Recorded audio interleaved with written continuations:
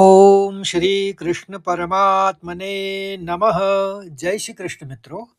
आज हम अपनी यात्रा के 135 दिन पूरे कर लेंगे और मैं आपके सम्मुख आज तीसरे अध्याय के 14वें श्लोक को लेकर प्रस्तुत हूँ। यह श्लोक सृष्टि के उस परिस्थिति चक्र यानी इकोलॉजिकल साइकिल को प्रकट करता है जिसे आज के वैज्ञानिक भी ब्रह्मांड के संतुलन का आधार मानते हैं। यहाँ कृष्ण समझाते हैं कि कैसे हर जीव और हर प्राकृतिक क्रिया एक दूसरे पर टिकी हुई है। प्रसंग यह है कि कृष्ण एक ऐसी चेन दिखा रहे हैं जहाँ जीवन की शुरुआत अन्न से होती है और वह घूमकर वापस कर्म पर आती है। तो श्लोक की तरफ बढ़ते हैं।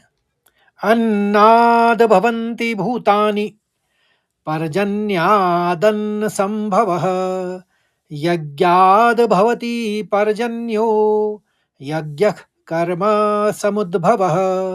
एक बार और सुनिए। अन्नाद भवन्ति भूतानि पर्जन्यादन्न संभवः यज्ञाद भवति पर्जन्यो यज्ञः कर्म समुद्भवः। अब चरणबद्ध तरीके से उसका उच्चारण समझिए। पहले चरण में 2 शब्द हैं। अन्नाद आघात लेते हुए पहले द का आएगा, फिर भवंती आप कहेंगे। अन्नाद भवंती भूतानी, नी हस्व बोलेंगे, भूतानी नी नहीं कहेंगे, हल्के से कहेंगे भूतानी। फिर दूसरे चरण में देखिए, यहाँ पर 2 शब्दों को मतलब 2 इस शब्द को 2 चरणों में बांट लीजिए। परजन्या फिर दन्न संभवः, परजन्या दन्न संभवः, तो आसान हो जाता है इसको उच्चारण करना। और तीसरे चरण में यहाँ पर यज्ञाद, पहले द का उच्चारण आएगा, फिर भवती कहेंगे। जैसे ऊपर वाले में आया था वैसे ही बिल्कुल उसी की तरह है। यज्ञाद भवति पर्जन्यो, जन्यो, यज्ञात भवति पर्जन्यो।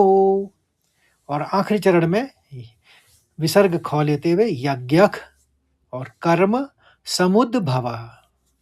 तो जब भी नीचे वाला जो अक्षर होता है, जब दो जुड़े हुए होते हैं अक्षर, तो नीचे वाला वो पूर्ण होता है और ऊपर वाला आधा होता है। तो आधे वाले का उच्चारण पहले होता है, जैसे कर्म समुद फिर भवः, तो इस तरह से है। तो एक बार और सुनिए, आपको समझ में आ जाएगा। यन अन्नाद भवन्ति भूतानि पर्जन्यादन्न संभवः यज्ञात भवति पर्जन्यो यज्ञ कर्म समुद्भवः। एक बार और सुन लीजिए। अन्नाद भवन्ति भूतानि पर्जन्यादन्न संभवः यज्ञाद भवति पर्जन्यो यज्ञ कर्म समुद्भवः। अब इसके शब्दार्थ और भावार्थ को भी समझ लीजिए।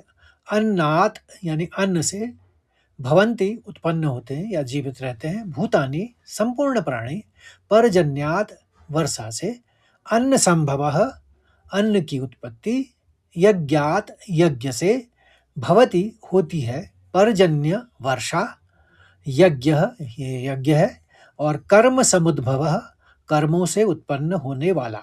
तो हिंदी में सरल अर्थ यह है कि कृष्ण अर्जुन से कह रहे हैं कि संपूर्ण प्राणी अन्न से उत्पन्न होते हैं और अन्न से ही जीवित रहते हैं।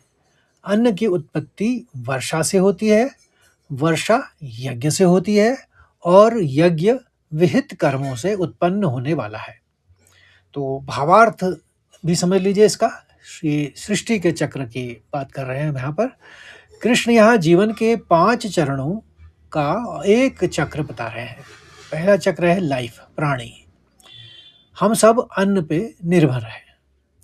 अब दूसरा है अन्न या फूड। अन्न के लिए वर्षा, रेन या एनवायरनमेंट की अनिवार्यता है, ये बहुत ज़रूरी है। बगैर वर्षा के अन्न नहीं हो सकता। कितने भी आप ह्यूमन भी आप काम कर लीजिए, कितना ही खेती कर लीजिए, अगर उसको प्रॉपर सिंचाई या नहीं मिलेगी, पानी नहीं मिलेगा, तो इस तरह से वर्षा बहुत ज़रूरी है, या अन्न के लिए वर्षा भी है ज़रूरी। तो अब वर्षा की बात करते हैं। वर्षा यज्ञ से होती है, यहाँ यज्ञ का अर्थ केवल हवन नहीं है, बल्कि प्रकृति और मनुष्य के बीच का संतुलन है। जब मनुष्य प्रकृति का सम्मान करता है, तभी ऋतु चक्र सही से चलता है। अब आते हैं चौथे चरण में, यानी यज्ञ में। यज्ञ क्या है? सैक्रिफाइस या ड्यूटी। यज्ञ हवा में नहीं होता, वह कर्म से पैदा होता है। बिना मेहनत और कर्तव्य के कोई भी यज्ञ सफल नहीं होता है। तो निष्कर्ष ये निकलता है, यदि मनुष्य अपने कर्म या ड्यूटी को छोड़ देगा तो यज्ञ नहीं होगा। यज्ञ नहीं होगा तो प्रकृति असंतुलित या वर्षा की कमी हो जाएगी, अकाल हो जाएगा और अंततः अन्न और जीवन संकट में पड़ जाएगा। तो आशा करता हूँ मित्रों, आपको यह श्लोक अच्छी तरह से समझ में आ गया होगा, और आपको अच्छा लगे तो प्लीज़ लाइक करिए, शेयर करिए, कमेंट भी करिए कि आपकी यात्रा किस तरह से जा रही है, और अपने अन्य साथियों को इस मार्ग से जोड़िए, वही इसका लाभ उठा सके। बड़ी खुशी की बात है। तो कल फिर नए श्लोक के संग मिलते हैं, यानी 15वें श्लोक के साथ। तब तक के लिए जय श्री कृष्ण, राधे राधे।